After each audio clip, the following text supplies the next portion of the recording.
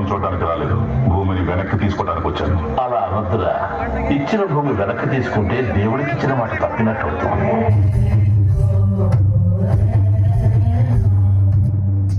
ఇలాంటి నాటకాలు నేను చాలా చూశాను. ఇది మన పూర్వీకులు సంపాదించిన ఆస్తి. దీని మీద మీకెంత హక్కు ఉందో నాకు అంతే హక్కు ఉంది.